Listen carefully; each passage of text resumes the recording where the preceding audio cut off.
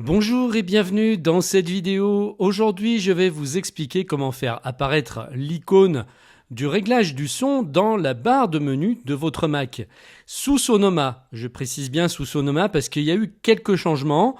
Auparavant, il suffisait d'aller dans les réglages du son et de cocher la petite case qui disait bien afficher le volume dans la barre de menu. Mais aujourd'hui, ça fonctionne plus comme ça puisque si on retourne dans les réglages du son, on voit que cette option n'existe plus. Alors, si vous avez fait la mise à jour et que vous étiez sous l'ancien système, que vous aviez déjà mis l'icône, il n'y aura pas de problème, vous allez toujours la voir apparaître. Par contre, si vous avez remis votre Mac à zéro, si vous avez réinstallé Sonoma depuis zéro, ou que vous avez acheté un nouveau Mac, eh bien par défaut, vous ne la verrez pas apparaître. Alors, comment faire pour l'afficher ? Eh bien, on va pouvoir, mais simplement, ça ne va pas se faire de la même manière. Pour ça, on va passer par le centre de contrôle et on va cliquer sur la petite icône qui est ici en haut. Vous avez le réglage du son qui est possible à partir d'ici.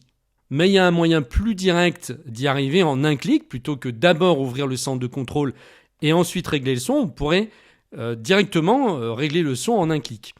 Donc, il va suffire simplement de faire un clic gauche maintenu sur la barre de son et de tirer cette barre jusqu'en haut, jusqu'à la barre de menu où vous voyez ici une petite icône casque qui apparaît, vous lâchez.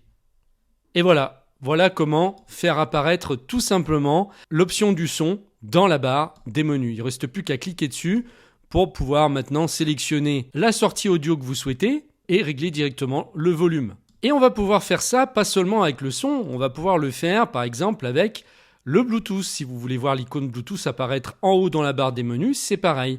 Vous faites un clic gauche maintenu et vous tirez Bluetooth jusqu'à la barre des menus. Vous pouvez faire la même chose avec le Wi-Fi, simplement par défaut, le Wi-Fi est déjà dans la barre des menus. Et si à l'inverse, vous voulez faire disparaître ces icônes de la barre, eh bien, vous allez appuyer sur la touche commande de votre clavier. Et ensuite, vous faites un clic gauche maintenu sur l'icône, donc par exemple celle du son, et vous tirez l'icône vers le bas jusqu'à voir la petite croix qui arrive. Et là, vous lâchez tout. Et vous voyez que l'icône a disparu. Vous pouvez faire pareil avec le Bluetooth. Commande, clic gauche maintenu, vous tirez, vous attendez de voir la petite croix, vous lâchez. Donc finalement, c'est vrai que c'est plus rapide de procéder comme ça que d'aller dans les préférences du son et de cocher l'option qui apparaissait auparavant.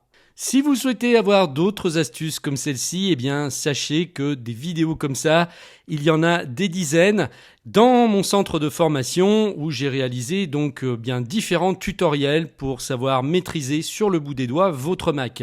Ces formations sont disponibles juste en dessous de la vidéo, il suffit de cliquer sur le lien et vous pourrez choisir celle qui vous correspond. Vous avez également une formule abonnement qui vous permet d'accéder à la totalité des formations sur Mac, ce qui peut être plus intéressant et plus avantageux pour vous. Donc je vous laisse découvrir ça.